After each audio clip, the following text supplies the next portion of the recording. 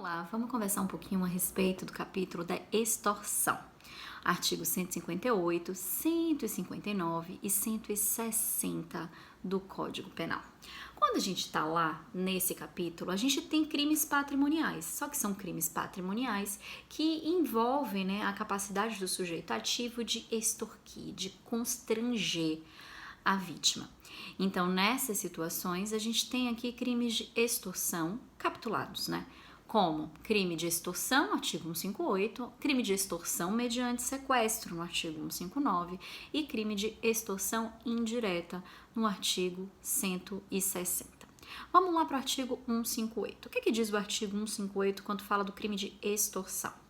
Fala o seguinte: constranger alguém mediante violência ou grave ameaça e com o intuito de obter para si ou para outrem indevida vantagem econômica a fazer, tolerar que se faça ou deixar de fazer alguma coisa. Quando eu estou me referindo ao crime de extorsão, eu estou me referindo à conduta do sujeito ativo de utilizar de violência ou grave ameaça para constranger a vítima a fazer, tolerar que se faça ou deixar de fazer algo, ou seja, a cometer uma pretensão ilícita, a atender a sua pretensão ilícita. Por isso, a gente já verifica aqui que a gente não exige nenhuma qualidade especial do sujeito ativo, Sujeito ativo pode ser qualquer pessoa. Eu estou aqui diante de um crime comum. É uma espécie de constrangimento ilegal, só que é um constrangimento ilegal, que está associado a um bem jurídico patrimônio, que tem mais elementos normativos no tipo para poder diferenciar. O constrangimento ilegal aqui funciona como um tipo penal subsidiário com relação ao crime de extorsão, portanto. O crime de extorsão, o que é que a gente tem para falar de importante dele, é um crime de dolo específico, ele exige uma finalidade especial. Quando eu falo em crime de dolo específico, exigir finalidade especial, significa dizer que o crime ele só é cometido se o sujeito tiver a finalidade, o sujeito ativo, no caso, tiver a finalidade de obter uma indevida vantagem econômica.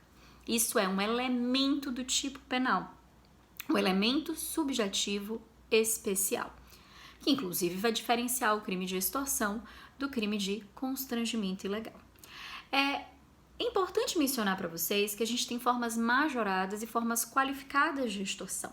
Quando a gente fala das formas majoradas de extorsão, a gente está falando aqui do parágrafo 1º, se o crime é cometido por 2 ou mais pessoas ou com emprego de arma, aumenta-se a pena de 1/3 até a metade. Então, eu tenho como majorantes na extorsão, o crime cometido por concurso de pessoas ou com utilização de arma. Que tipo de arma? Qualquer tipo de arma. Quando o Código Penal ele não especifica arma de fogo, qualquer arma, então significa dizer que ele está utilizando arma em sentido amplo. Pode ser abrangido aqui tanto a arma de fogo quanto a arma branca. E quais são as formas qualificadas? A gente está lá no parágrafo 2º e no parágrafo 3º agora. Como formas qualificadas do crime de extorsão, a gente tem o resultado lesão grave, o resultado morte e quando é cometido mediante restrição de liberdade da vítima como condição necessária para a obtenção da vantagem econômica. E aqui a gente tem que tomar bastante cuidado. Presta atenção, quando a gente fala que há uma qualificadora quando existe um emprego de lesão grave, significa dizer que tanto na lesão grave quanto na gravíssima, praticada dentro da extorsão, a gente tem uma forma qualificada de extorsão, uma forma qualificada do artigo 158.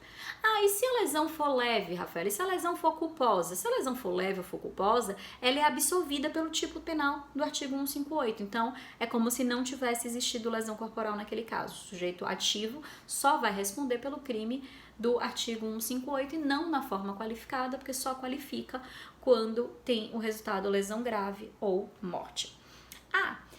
E a outra coisa que eu tenho que chamar bastante atenção aqui para vocês, na forma qualificada, é quando o crime é cometido mediante restrição de liberdade da vítima, como condição para a obtenção da vantagem econômica. Isso aqui não é privar alguém de sua liberdade para obter resgate, porque se fosse essa situação, a gente não estaria no crime de extorsão, a gente estaria no crime de extorsão mediante sequestro.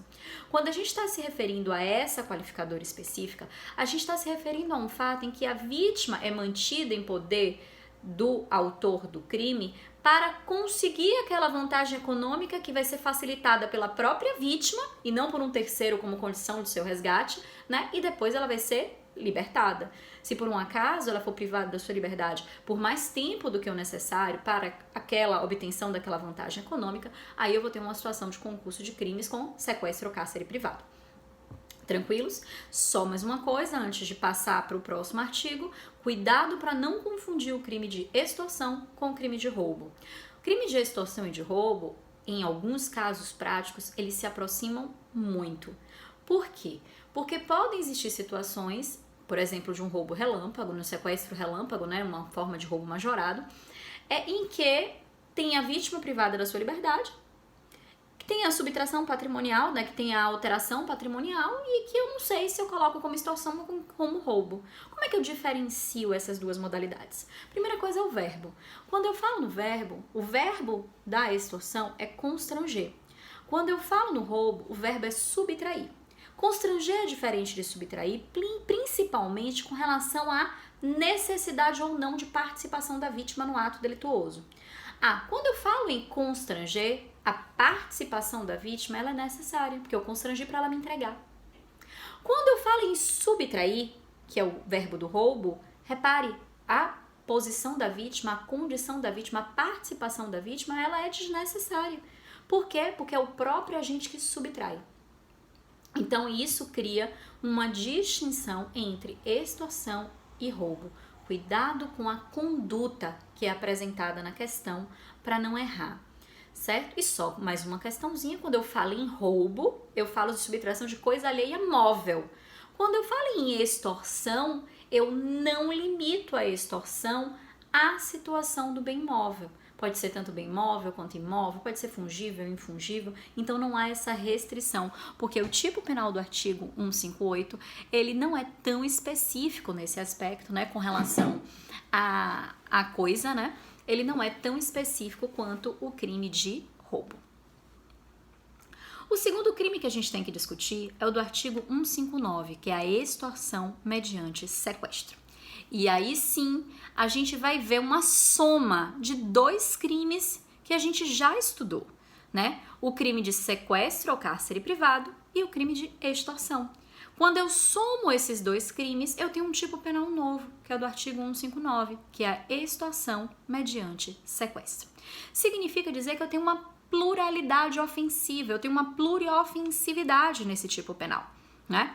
Porque, olha o que está escrito no artigo 159: sequestrar a pessoa com o fim de obter para si ou para outrem qualquer vantagem como condição ou preço de resgate. Significa aqui que eu tenho uma conduta de privar alguém da sua liberdade, de sequestrar alguém para obter o resgate, como condição para soltar essa pessoa.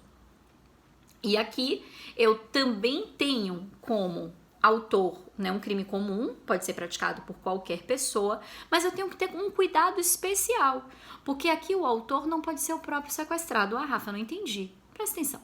Se o próprio sequestrado, ele forja o seu sequestro, ele liga para pedir resgate, para conseguir pegar dinheiro da sua família, eu não tenho extorsão mediante sequestro. Eu vou ter apenas o crime de extorsão. Como assim? Para eu ter extorsão mediante sequestro, eu tenho que ter dois bens jurídicos sendo violados: o patrimônio, através da extorsão, e a liberdade individual, através do sequestro ou cárcere privado. Quando alguém forja o seu sequestro, não existe liberdade individual sendo violada. Então, por isso, a gente não tem o crime do artigo 159. A gente passa a capitular essa conduta no artigo 158. Tranquilos? O que mais que eu tenho de importante para falar com vocês a respeito do crime de extorsão mediante sequestro? Sim, essa vantagem como condição ou preço de resgate. Essa vantagem, ela precisa ser econômica, patrimonial, ou ela pode ser de qualquer natureza? Há uma divergência na doutrina nesse aspecto, mas tende, né, a doutrina majoritária, mais coerente, ela vai dizer que a vantagem precisa ser econômica. Por quê? Porque é um crime patrimonial, viola o patrimônio, então eu preciso ter aqui uma vantagem patrimonial para eu conseguir incluir esse crime dentro dos crimes patrimoniais, certo? E a outra coisinha que a gente tem que conversar é que a gente tem no artigo 159 do Código Penal formas qualificadas. Nessas formas qualificadas, parágrafo 1º, 2º e 3º, a gente tem lá diversas, eu vou mencionando para vocês e eu chamo a atenção daquelas mais importantes, né?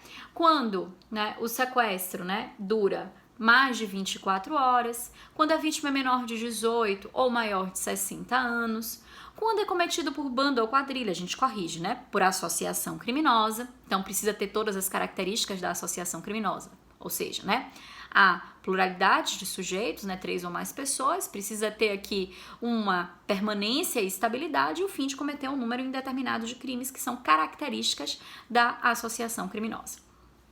Quando resulta lesão grave, isso a gente já conversou quando estava falando da extorsão, lesão grave a gente lê lesão grave ou gravíssima, né, e quando resulta morte.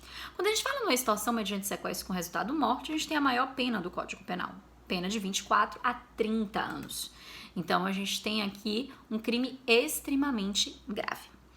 E mais uma coisa bem importante é o parágrafo 4º do artigo 159. Lá no artigo 159, no parágrafo 4º, está escrito o seguinte: se o crime é cometido em concurso, o concorrente que o denunciar à autoridade, facilitando a libertação do sequestrado, terá a sua pena reduzida de 1 a 2/3. Isso é uma hipótese de delação premiada. Só que não é a delação premiada que a gente vê na Operação Lava Jato, porque lá está associada à lei de organização criminosa. Quando a gente fala aqui em delação premiada, no crime do artigo 159, na extorsão mediante sequestro, a gente está se referindo a uma situação que gera um prêmio, né? Lá a gente tem várias situações que geram vários prêmios na organização criminosa. Aqui é uma situação que gera um prêmio. O que acontece? Se existe concurso de pessoas e um dos coautores do crime, né? Se um dos agentes do concurso delata e faz com que a vítima seja libertada, significa que ele vai ter um prêmio à redução da sua pena. Tranquilos? E por fim, a gente tem o artigo 160 do Código Penal que traz o crime de extorsão indireta. Olha o que diz no 160. Exigir ou receber como garantia de dívida, abusando da situação de abusando da situação de alguém, documento que pode dar causa a procedimento criminal contra a vítima ou contra terceiro. Quando a gente fala da extorsão indireta, a gente fala da exigência ou de um recebimento, de um documento que pode vir a dar causa, né? Em uma investigação criminal, num procedimento, na instauração de um inquérito, numa ação penal contra a vítima, contra terceiro, que ele é aceito como garantia de dívida. Então, ou seja, Rafaela tem uma dívida com Maria, né?